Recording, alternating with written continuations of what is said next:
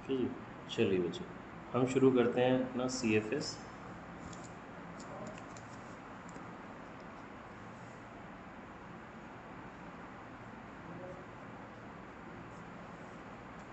जो मैं अभी पेपर देख रहा था, क्वेश्चन CFS के बहुत सिंपल सिंपल पूछे हुए थे, उसमें आप सभी को आता भी है ऑलरेडी। जल्दी से इसको रिवाइज कर लेते हैं। हाँ जी, अभी से क्या डाउट शुरू हो गया? नहीं, कोई एडिशन नहीं है, 12th वाला ही है, वही है। रिडम्पशन के क्वेश्चंस मैंने बच्चे भेज दिए ग्रुप में, आप उसको कर लें, विद सॉल्यूशन भेज दिए। कोई डाउट प्रॉब्लम होगी आप मेरे से नेक्स्ट क्लास में पूछ लेना, अगर आपने नहीं करे हैं तो। करे हैं तो आप अभी भी प्रॉब्लम मेरे से आप बात कर सकते हैं उसके लिए। ठीक है, देखो जी, कैश फ्लो स्टेटमेंट सबसे पहला क्वेश्चन जी हमारे पास जो एग्ज़ाम में आएगा।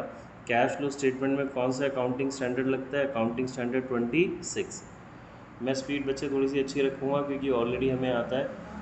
हाँ जी आदित्य, क्या हो गया? हाँ जी, जिन लोगों ने भी ज्वाइन करा है बच्चे, मैंने अकाउंटिंग स्टैंडर्ड गलती से 26 लिख दिया था, वो अभी जस्ट दूसरे बैच में गुडविल कराया था, तो दैट्स वाई।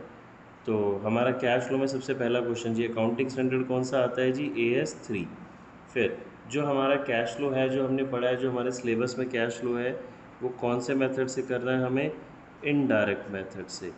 डायरेक्ट मेथड वाला CFS हमारे सिलेबस में नहीं है। ठीक है। अब जब आप CFS बनाते हैं तो CFS में कितनी एक्टिविटीज़ होती हैं बच्चे जी? 3। आपको सभी को आती है ना? ध्यान से समझते जाएंगे। कौन सी 3 एक्टिविटीज़ होती हैं जी? Operating activity, investing activity and financing activity. इसका तो ऑर्डर भी यही होता है, ऑपरेटिंग, इन्वेस्टिंग एंड फाइनेंसिंग। अब अगला MCQ यहीं पे इसके नाम से निकल जाएगा जी। ऑपरेटिंग एक्टिविटी क्या होती हैं? ऑपरेटिंग एक्टिविटी होती है बच्चे principal revenue producing activity. Principal revenue producing activities of the enterprise, वो क्या होती है? मेरी ऑपरेटिंग एक्टिविटीज़। मतलब वो एक्टिविटीज़ जो बिज़नेस की मेन इनकम जनरेट करती हैं। अगर मैं टीचिंग सर्विसेज दे रहा हूँ और उससे जो मुझे इनकम होती है वो मेरी ऑपरेटिंग एक्टिविटी है। उसके अलावा कुछ मेरी इनकम है तो वो अलग उसमें हेड में चली जाएगी। सपोज़ अगर मैं प्रॉपर्टी डीलर हूँ, रियल स्टेट एजेंट हूँ, तो मुझे उस प्रॉपर्टी से, रेंट से, कमीशन वगैरह वो सब जो मिल रहा है, फिर उस केस में मेरी वो ऑपरेटिंग इनकम बन जाएगी। मतलब जो मेरी रूटीन नेचर की, जो मेरी रेवेन्यू नेचर की इनकम है, प्रिंसिपल रेवेन्यू प्रोड्यूसिंग एक्टिविटी। अगर ऑप्शन में आपके पास ये होगा तो ये आपको टिक करना है, this is the right one. Investing activities के अंदर आता है बच्चे acquisition, acquisition and disposal of non-current assets and investments। Acquisition and disposal of non current assets and investments. यहाँ के लिए मेन वर्ड मुझे क्या याद रखना है? Non current assets. अगर आप नॉन करंट एसेट्स को एक्वायर कर रहे हैं या डिस्पोज ऑफ सेल कर रहे हैं तो वो कौन सी एक्टिविटी हो जाएगी? Investing activity.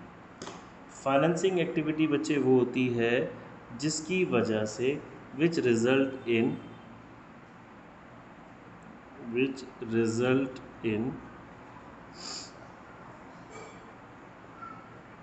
which result in change in size and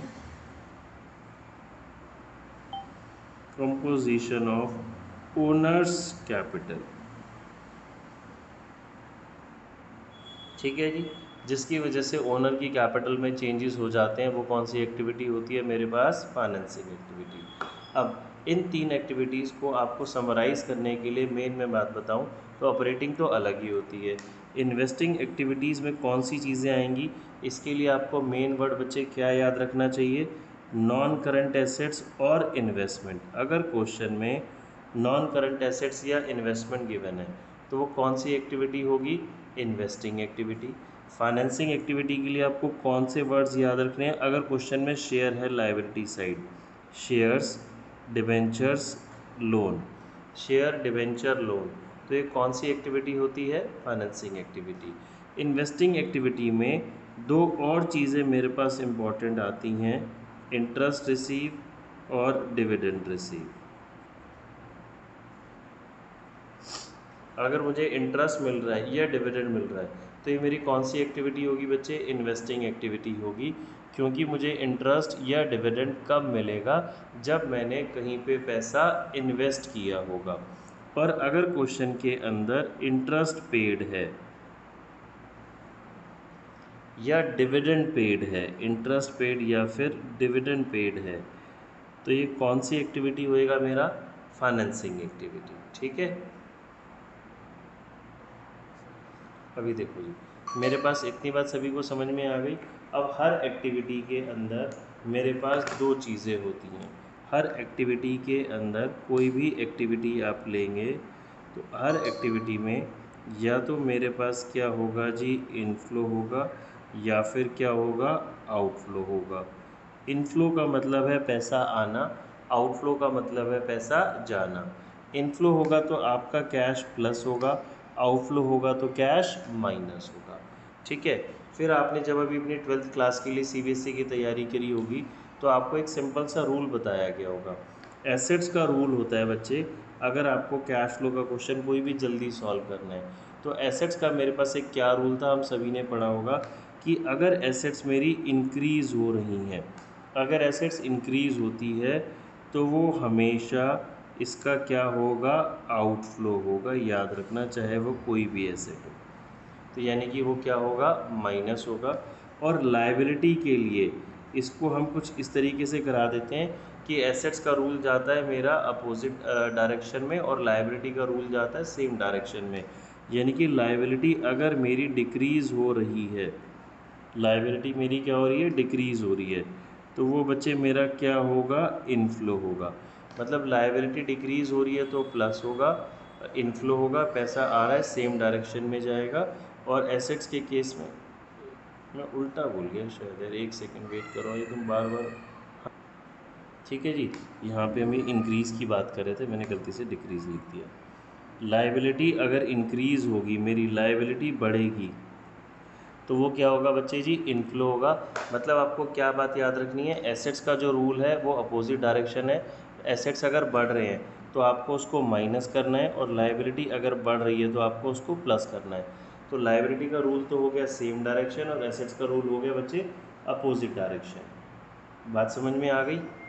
ठीक है, अभी जो कुछ बच्चों के डाउट्स हैं एक्टिविटीज़ को लेके मैं वो बताता हूँ, क्योंकि एग्ज़ाम में हमें मेन एक्टिविटी वाली बात ही पूछनी है। अब आप ध्यान रखेंगे, देखो सबको फॉर्मेट तो आता होगा, मैं फॉर्मेट बताने में टाइम नहीं डाल रहा, फॉर्मेट नहीं बता रहा, मेन मेन जो पॉइंट्स है वो समझा देता हूँ हमसे, क्योंकि पूछने उसने एक्टिविटीज़ हैं या कुछ इनफ्लो आउटफ्लो पूछना है। जैसे बच्चे इंटरेस्ट पेड होता है, अभी कुछ बच्चे क्या बोल रहे थे, ध्यान से समझेंगे। इंटरेस्ट पेड याद करें, आप ऑपरेटिंग में प्लस करते हैं, ठीक है जी, और फाइनेंसिंग में आप इंटरेस्ट पेड क्या करते हैं? माइनस करते हैं। ये ऑपरेटिंग में प्लस होता है और फाइनेंसिंग में माइनस होता है। बट अगर आपसे एग्ज़ाम में एक्टिविटी पूछेगा, चाहे वो सीबीएसई का हो या सीयूईटी का एग्ज़ाम हो, एक्टिविटी पूछेगा तो वो एक्टिविटी फाइनेंसिंग ही होती है, याद रखना। आपने लिखते दो जगह है, बट अगर आपने एक्टिविटी उसमें ऑपरेटिंग टिक कर दिया तो आपका गलत हो जाएगा। क्यों? रीज़न भी समझ लो। इंटरेस्ट आप क्यों पे करते हो? आपने पैसा बोरो किया होगा, लोन लिया होगा। लोन लेना, पैसा बोरो करना आपकी लायबिलिटी है, फाइनेंसिंग एक्टिविटी है, उससे हमारी कैपिटल स्ट्रक्चर चेंज हो रहा है, तो दैट्स वाई इंटरेस्ट पेड कौन सी एक्टिविटी हो गया? फाइनेंसिंग। इसी तरीके से इंटरेस्ट रिसीव में आते हैं। इंटरेस्ट रिसीव, आपने इसको ऑपरेटिंग एक्टिविटी में माइनस किया और इन्वेस्टिंग एक्टिविटी में इंटरेस्ट रिसीव प्लस किया, ठीक है। बट अगर आपसे थ्योरी में एग्ज़ाम में एक्टिविटी पूछेगा तो वो तो सारी ऑप्शन ही देगा ना, तो आपको याद रखना है इंटरेस्ट रिसीव इन्वेस्टिंग एक्टिविटी है, ऑपरेटिंग नहीं है। ये मेरी इन्वेस्टिंग एक्टिविटी क्यों है भाई? मुझे इंटरेस्ट कब मिलेगा? जब मैंने कहीं पैसा इन्वेस्ट किया होगा। ये मैंने पैसा बोरो किया तो वो फाइनेंसिंग था। यहाँ मैंने पैसा कहीं इन्वेस्ट किया, किसी को मैंने उधार दिया, समझ रहे मेरी बात? मैंने किसी कंपनी के डिबेंचर खरीदे, मैंने किसी और कंपनी के डिबेंचर खरीदे, तो किसी और कंपनी के डिबेंचर खरीदना यानी कि मैंने पैसा इन्वेस्ट किया। ठीक है, तो मेरे को जो उस पर इंटरेस्ट मिल रहा है वो मेरी इन्वेस्टिंग एक्टिविटी हो जाएगा। अब इसी तरह अब पूछ रहे थे आप लोग मेरे से रेंट रिसीव इन उस पर क्या पूछ रहे थे, मैंने अभी यहाँ क्या लिखा था, डिविडेंड पेड वाला। ठीक है, डिविडेंड पेड समझेंगे। डिविडेंड जो आप पे करते हैं, आपने दो जगह लिखा था, प्रपोज्ड डिविडेंड, इंटरिम डिविडेंड। ये था हमारा प्रपोज्ड डिविडेंड, इंटरिम डिविडेंड। जब आप एनपीबीटी निकालते हैं, नेट प्रॉफिट बिफोर टैक्स, यानी कि ऑपरेटिंग निकालते टाइम आप इसको यूज़ कर रहे थे, प्लस कर रहे थे, बट जो डिविडेंड पेड है वो फाइनेंसिंग में क्या होता है, माइनस होता है। अब आपसे थ्योरी में पूछ लिया जाए जी, डिविडेंड पेड कौन सी एक्टिविटी है, प्रपोज्ड डिविडेंड दिया आपने, इंटरिम डिविडेंड दिया, ये कौन सी एक्टिविटी है, तो याद रखेंगे डिविडेंड देना एक्टिविटी कौन सी होती है, फाइनेंसिंग एक्टिविटी ही होता है। अगर आप इसको ऑपरेटिंग लिख देंगे तो ये गलत हो जाएगा। डिविडेंड कभी भी मेरी डिविडेंड पेड ऑपरेटिंग या इन्वेस्टिंग एक्टिविटी नहीं होगा। फिर आ जाते हैं डिविडेंड रिसीव पे।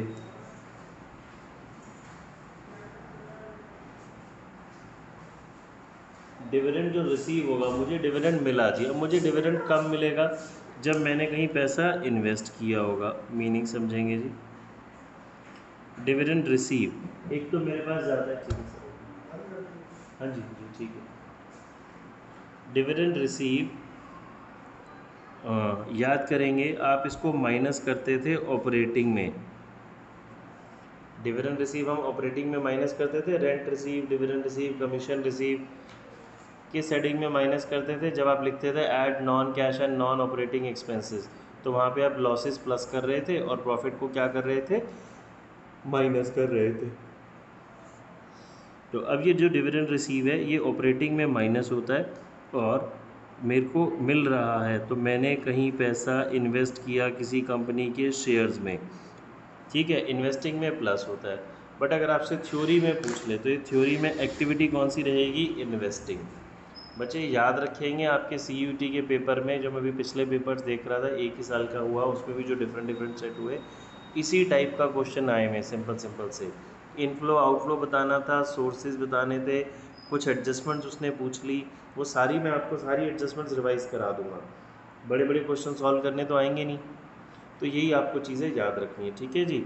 अगली एक इम्पॉर्टेंट एडजस्टमेंट आ जाती है बच्चे हमारे पास गुडविल की। गुडविल की ध्यान से समझेंगे। क्वेश्चन गिवन है जी 2022 2021। क्वेश्चन में गुडविल गिवन है, ये गुडविल थी जी यहाँ 10,000, यहाँ नज़र आ रही है गुडविल 7,000। तो गुडविल इंक्रीज़ हुई डिक्रीज़ हुई, गुडविल डिक्रीज़ हुई। गुडविल डिक्रीज़ होने को बोलते हैं गुडविल अमोर्टाइज्ड, गुडविल अमोर्टाइज्ड, यानी कि गुडविल मेरी क्या हो गई, डिक्रीज़। तो गुडविल बच्चे जब डिक्रीज़ होती है तो ये 3,000 कौन सी एक्टिविटी है, कहाँ जाएगा, तो याद रखेंगे ये 3,000 ऑपरेटिंग में क्या होता है, प्लस। 3,000 ऑपरेटिंग में क्या होता है बच्चे जी, ये प्लस। क्लियर है, गुडविल अमोर्टाइज्ड ऑपरेटिंग में प्लस होगा। अब इसका अपोजिट आ जाओ, ये हमारी एक पॉसिबिलिटी। दूसरी पॉसिबिलिटी ले लेते हैं, गुडविल यहाँ 10,000 थी, अभी 15,000 हो गई जी, गुडविल इंक्रीज़ हो गई।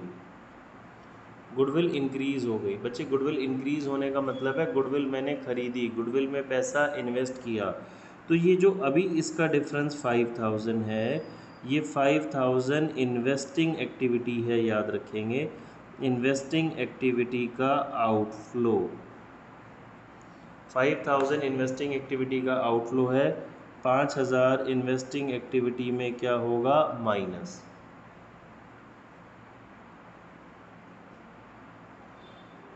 ठीक है जी, 5,000 इन्वेस्टिंग एक्टिविटी में क्या होगा, माइनस। क्लियर है। नेक्स्ट एडजस्टमेंट पे आते हैं।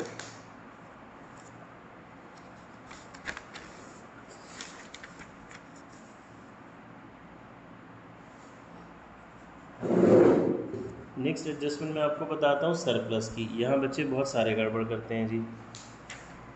एग्ज़ाम में वो इसको गलत ट्रीट करके आ जाते हैं।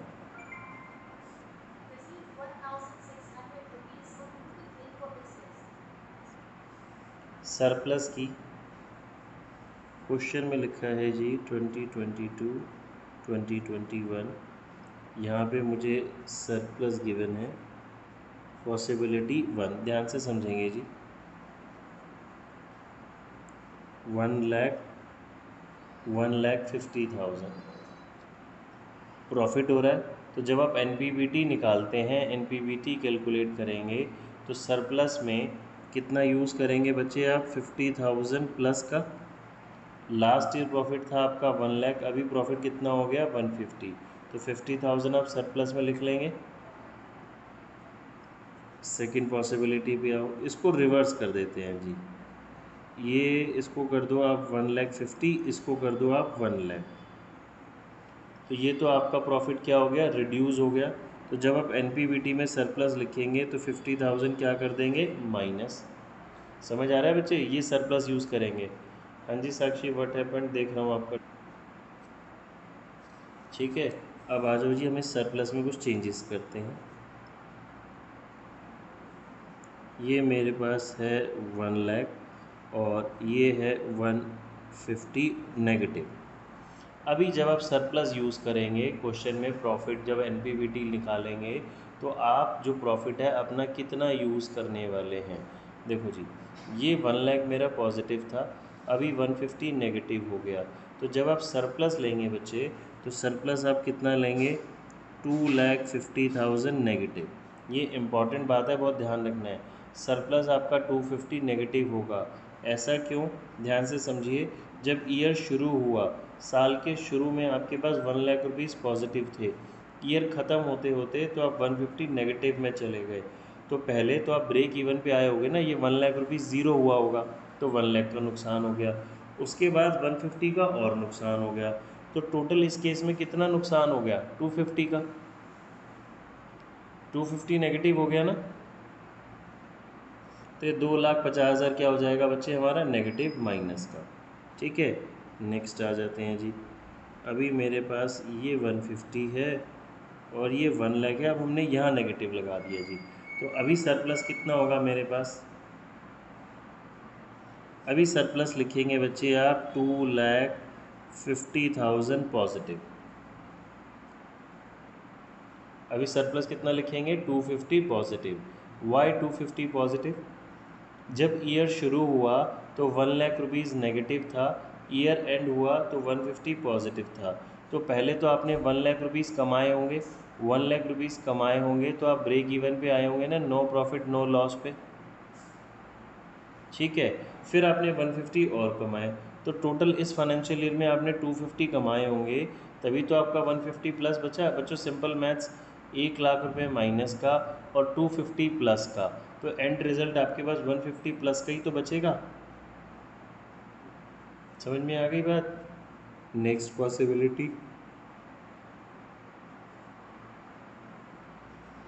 1 लाख नेगेटिव, फिर 150 नेगेटिव। पहले भी लॉस था, अभी भी लॉस है, बट जो अभी मेरा लॉस है वो कितना हो गया जी? 50,000। मतलब 50,000 से लॉस बढ़ गया, जैसे यहाँ पे 50,000 से प्रॉफिट बढ़ रहा था, यहाँ 50,000 से लॉस बढ़ गया। तो ये 50,000 पे मेरा क्या हो गया जी? लॉस। ठीक है, क्लियर हो गई इतनी बात? अगली एडजस्टमेंट समझाऊँ? देखो पॉइंट 3 दोबारा बता रहा हूँ।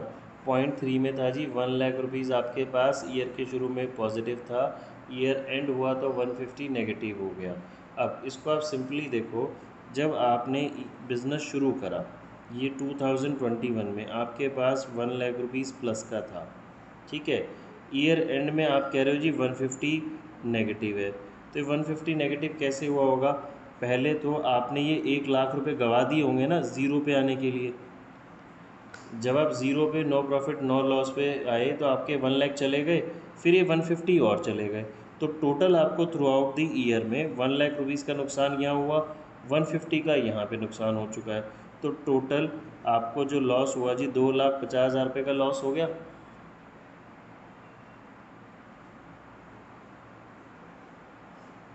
ठीक है सतनाम, बात समझ में आ गई। देखो जी, ये मैं आपको मेन वो वाले पॉइंट्स बता रहा हूँ जो कि आपके एग्ज़ाम में पूछे जाने हैं, बार बार आने हैं। ठीक है, अब आ जाओ जी एक अगला इंपॉर्टेंट पॉइंट, प्रपोज्ड डिविडेंड का।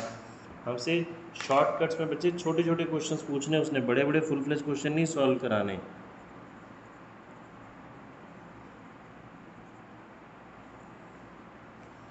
प्रपोज्ड डिविडेंड की, अब देखो जी, प्रपोज्ड डिविडेंड की आपको अगर दो फिगर गिवन है, ये क्वेश्चन से बाहर ही गिवन होंगी, 10,000 और 15,000, ये लास्ट ईयर हो गया जी, ये करंट ईयर हो गया। तो याद रखेंगे प्रपोज्ड डिविडेंड में, प्रपोज्ड डिविडेंड में बच्चे हमें क्या करना है, प्रपोज्ड डिविडेंड में ये वाली जो फिगर है लास्ट ईयर वाली, इसी का यूज़ होगा, इसका कोई यूज़ नहीं होगा, सिर्फ आपने यही यूज़ करना है। नॉर्मली आप CFS में चीज़ों का ना डिफरेंस यूज़ करते हैं, बट प्रपोज्ड डिविडेंड में डिफरेंस यूज़ नहीं होगा, जो लास्ट वाला डिविडेंड है उसी को यूज़ करना है बस, और कोई काम आपने नहीं करना। अच्छा जी, अभी डिविडेंड कहाँ जाएगा, अभी जैसे कि मैंने अभी क्लास के शुरुआत में जब एक्टिविटीज़ समझा रहा था तो बताया था, ये एक तो while calculating net profit before tax, NPBT निकालते टाइम प्लस होगा, और ये फाइनेंसिंग में क्या होगा, माइनस होगा। बट अगर मुझसे थ्योरी में पूछ ले जी ये कौन सी एक्टिविटी है, तो याद रखेंगे ये एक्टिविटी डिविडेंड फाइनेंसिंग ही होता है, एक्टिविटी डिविडेंड फाइनेंसिंग ही होता है। ठीक है बच्चे, नेक्स्ट एडजस्टमेंट आती है मेरे पास इंटरिम डिविडेंड की।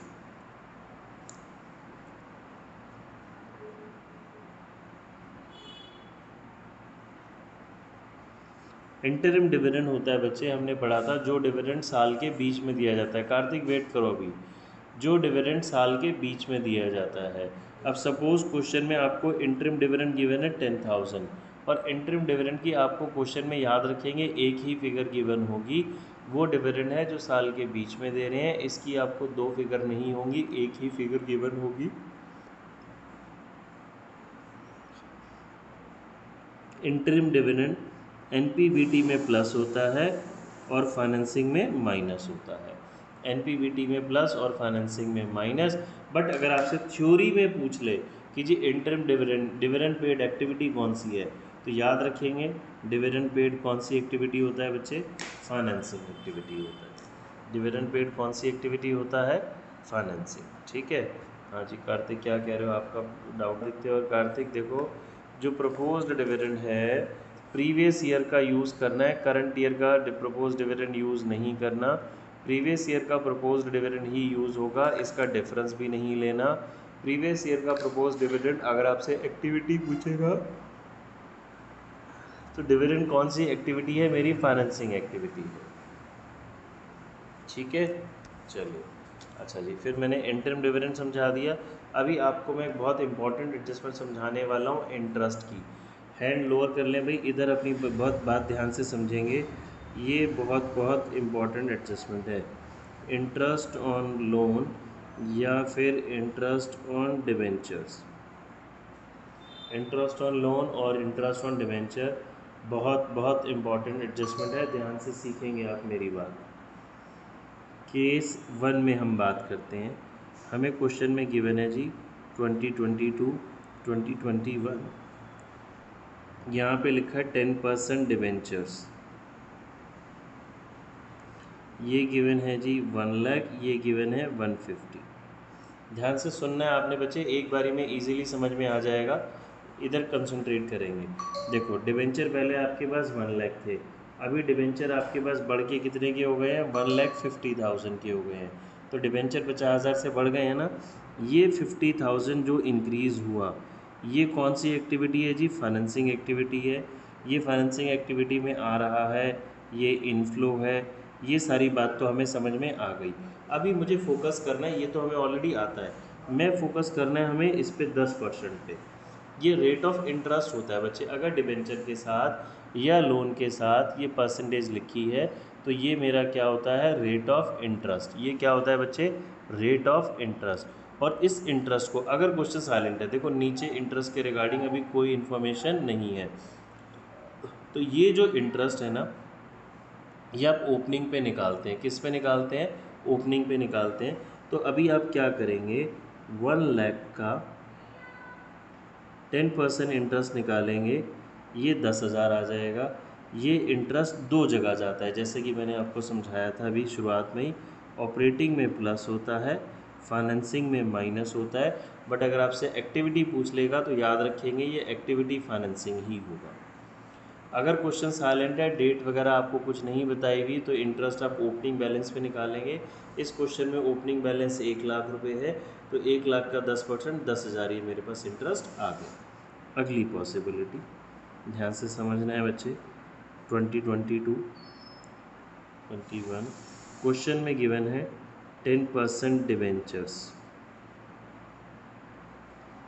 मुझे डिवेंचर भी गिवन हो सकता है, लोन भी गिवन हो सकता है, दोनों का एक ही मीनिंग है, मतलब लायबिलिटी, नॉन करंट लायबिलिटी है। अब अगेन 1 लाख से 150 हो रहा है, ये 50,000 बढ़ रहा है, ये तो मुझे समझ में आता है कि जी 50,000 बढ़ रहा है, तो 50,000 तो फाइनेंसिंग में जाना ही जाना है। हम फोकस करें इंटरेस्ट पे। अब मुझे ना एडजस्टमेंट के अंदर लिख दिया, एडजस्टमेंट्स में क्या लिख रखा है जी, इस बात को समझेंगे। डिवेंचर्स आर इशूड ऑन 1 अप्रैल 2021। ये डेट लिखने से बहुत कुछ चेंज हो जाता है, हमें जब इंटरेस्ट कैलकुलेट करेंगे तो ध्यान से करेंगे। मैं दोबारा समझा रहा हूँ, ये डेट लिखी है, ये डिफरेंस 50,000 है, तो ये 50,000 तो आपने फाइनेंसिंग में प्लस करना ही करना है, नो डाउट। ठीक है जी, ये तो फाइनेंसिंग में प्लस होना ही है। हम बात कर रहे हैं इंटरेस्ट पे। बच्चे इसका क्या मतलब है, ये जो डिबेंचर मैंने इशू करे 1 अप्रैल, देखो डिबेंचर 1 लाख से 150 हो रहे हैं। अगर मैं आपको डिटेल में बताऊं, ये फाइनेंशियल ईयर शुरू हुआ यहाँ पे, ये फाइनेंशियल ईयर ख़त्म होगा जी यहाँ पे। तो यहाँ पे बिगनिंग में डिबेंचर थे 1 लाख रुपीज़ के, और इधर एंड में मेरे पास डिबेंचर्स कितने के थे, 1,50,000 के। साल के शुरू में डिबेंचर थे 1 लाख, साल के एंड में डिबेंचर्स कितने थे, 150। अब मेरे पास साल शुरू हुआ, अब ये कहता है कि जब डिबेंचर इशू करें 1 अप्रैल में, जैसे ही ये डेट आई तो हमने 50,000 के इशू कर दिए। तो डिबेंचर मेरे बढ़े कहाँ पे, इसी साल के शुरू में, साल के पहले दिन ही आखिरी दिन बढ़ गए ना। और थ्रू आउट द ईयर कितने डिबेंचर मैंने मेंटेन किए, 1,50,000। तो यानी कि पूरा साल मैंने लोन कितने का यूज़ किया, 150 का यूज़ किया, 1 लाख से 150 हो गया, 1 लाख से 150 हो गया। डिबेंचर ये मेरी कौन सी एक्टिविटी थी, फाइनेंसिंग, 50,000। क्वेश्चन साइलेंट था, इंटरेस्ट मैंने किस पे निकालना है। अब अगर साइलेंट था तो ओपनिंग पे, बट यहाँ डेट मेंशन कर दी कि जी डिबेंचर इशू हुए 1 अप्रैल। फिर मैंने आपको समझाया जी 1 अप्रैल का मतलब साल के पहले दिन ही आपने इशू कर दिए। तो पूरा साल आपने 1,50,000 यूज़ किया। जब पूरा साल आपने 1,50,000 यूज़ किया तो इंटरेस्ट आप निकालेंगे 150 का 10%, दैट इज़ 15,000। और ये जो इंटरेस्ट है अगेन वही ऑपरेटिंग में प्लस और फाइनेंसिंग में माइनस होना है। ठीक है, अब आ जाते हैं जी इसकी दूसरी डेट इस पे।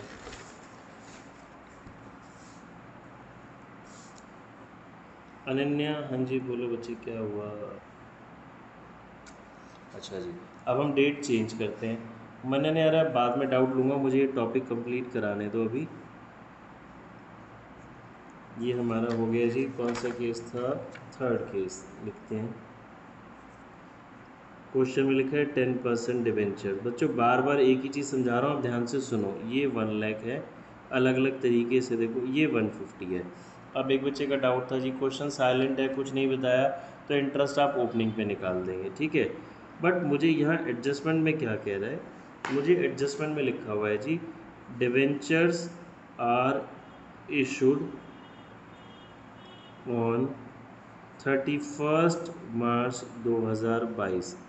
डिबेंचर कब इशू करे जी हमने, 31 मार्च 22 को।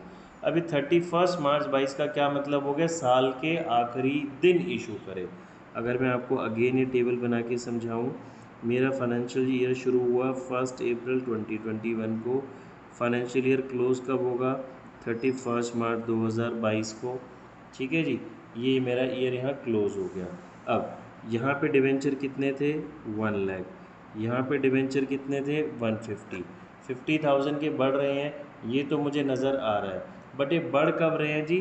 31 मार्च को, यानी कि ये जो डिवेंचर प्लस हुए हैं वो यहाँ पे हुआ है जी एडिशन साल के आखिरी दिन। तो थ्रू आउट द ईयर तो आपने कितना पैसा यूज़ करा? 1,00,000। साल के आखिरी दिन 50,000 का आपने और लोन ले लिया, तो क्या उसका इंटरेस्ट आप इस साल पे करने वाले हैं? बिल्कुल भी नहीं। इसका इंटरेस्ट तो आप कब पे करेंगे? नेक्स्ट ईयर में पे करेंगे ना। तो जब आप इंटरेस्ट निकालेंगे तो अब इंटरेस्ट कैलकुलेट होगा 1,00,000 पे।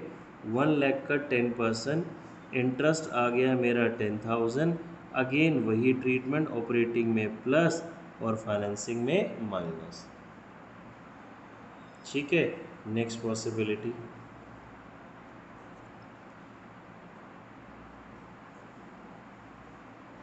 अभी हैंड लोअर कर लो भाई, मैं इसके बाद अभी देखूंगा आपके डाउट्स। क्वेश्चन में 10% डिबेंचर है या लोन है? 1,50,000 एडजस्टमेंट में बोलता है, एडजस्टमेंट में लिख दिया जी क्वेश्चन में, डिबेंचर्स आर इशूड ऑन 30 सितंबर 2021। डिबेंचर्स इशू करे 30 सितंबर 2021 में। हैंड लोअर कर लो भाई, मैं अभी लूँगा डाउट्स, 2 मिनट वेट करो। अब इसका क्या मतलब है? ईयर शुरू हुआ 2021 में, ईयर एंड हुआ 2022 में। यहाँ पे मेरे पास डिबेंचर्स थे 1,00,000 रुपए के, ईयर एंड में थे 150 के। जो ये 50,000 बढ़ रहा है ये बात तो पक्की है, मैं बार बार समझा रहा हूँ, 50,000 तो फाइनेंसिंग में जाना ही जाना है। हम किस पे फोकस कर रहे हैं? इंटरेस्ट पार्ट पे फोकस कर रहे हैं। ठीक है, अब यहाँ पे ये जो 50,000 का एडिशन हुआ 30 नवंबर को हुआ, यहाँ 30 नवंबर तक, तो यानी कि मेरे पास कितने डिबेंचर्स थे? 1,00,000। यहाँ 50,000 के मैंने इशू कर दिए, तो यहाँ से यहाँ यानी कि 6 मंथ्स, ये पीरियड मेरे पास डिबेंचर्स कितने थे? 150। और यहाँ से यहाँ 1 अप्रैल से लेके 30 सितंबर तक ये जो 6 मंथ्स हैं, ये 6 मंथ्स कितने डिबेंचर थे? 1,00,000 रुपीज़ के। तो जब आप इसका इंटरेस्ट निकालेंगे तो इंटरेस्ट कुछ इस तरीके से आ जाएगा, 1,00,000 का 10% 6 महीने के लिए 5,000, और फिर वो जो आपने 50,000 एडिशनल इशू कर दिए थे, तो टोटल अभी आपके पास बढ़ के कितने हो गए? 150 हो गए 6 मंथ्स के लिए, तो 7,500। तो जो टोटल इंटरेस्ट है बच्चे, ये मेरा इंटरेस्ट आ गया 12,500। क्लियर हुआ? ये ऑपरेटिंग में प्लस, फाइनेंसिंग में माइनस। ठीक है, हाँ जी, अब ले रहा हूँ मैं डाउट्स एक बार। केस 2 देखो दोबारा जिसको पूछना है। क्वेश्चन में ये मेरे पास 1,00,000 और 150 है, डिबेंचर्स इशू करे 1 अप्रैल 2021 को। 1 अप्रैल 2021 का मतलब हो गया साल का पहला दिन। जैसे ईयर शुरू हुआ आपने डिबेंचर्स इशू कर दिए, तो 1,00,000 तो ऑलरेडी आपने बोरो कर रखे थे, 50,000 के और बोरो कर लिए, तो टोटल पूरा साल आपके पास जो इंटरेस्ट आपने जो पैसा यूज़ किया वो कितना यूज़ किया? 1,50,000। तो इंटरेस्ट आप किस पे कैलकुलेट करोगे? 1,50,000 का 10%। ठीक है, केस 3 में इसका अपोजिट है, जिस बच्चे को केस 3 पूछना है। केस 3 में आपने इशू करे साल के आखिरी दिन, लास्ट दिन। बच्चे मैंने आपसे पैसा बोरो करा सपोज 31 मार्च को, तो क्या मैं 31 मार्च का इंटरेस्ट दूंगा? मतलब मार्च मंथ का थोड़ी ना इंटरेस्ट दूंगा, नेक्स्ट ईयर से या नेक्स्ट मंथ से इंटरेस्ट दूंगा ना। सेम कहानी, 31 मार्च को आप पैसा बोरो कर रहे हैं, तो इंटरेस्ट तो आप जो एक्स्ट्रा 50,000 है उस पर करंट ईयर में नहीं देंगे। करंट ईयर में इंटरेस्ट आप किस पे देंगे? 1,00,000 के ऊपर ही देने वाले हैं। ठीक है, इसमें आ जाओ जी। अब यहाँ पे मैंने क्या समझाया, अगर किसी को इसमें डाउट हो, तो यहाँ पे 30 सितंबर हमने वर्ड बोला है बच्चे। 30 सितंबर का मतलब साल के बीच में, अभी मैंने डेट ले ली, कोई भी डेट हो सकती है। तो यहाँ पे क्या हुआ, 6 मंथ्स तो आपके पास 1,00,000 रुपीज़ था, फिर जैसे 6 मंथ्स एंड हुए आपने 50,000 इशू कर दिए, तो जो आपका बोरोड अमाउंट था वो कितना हो गया बढ़ के? 1,50,000। इधर 1,00,000, इधर 150, 6 मंथ्स इधर, 6 मंथ्स इधर, तो 1,00,000 का 10% 6 महीने के लिए, और फिर 150 का 10% 6 महीने के लिए। ठीक है, हुआ डाउट क्लियर? ये अभी भी किसका हैंड रेज है?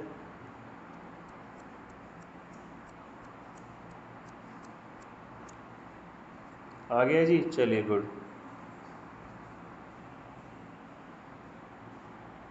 हाँ जी, ऋषभ का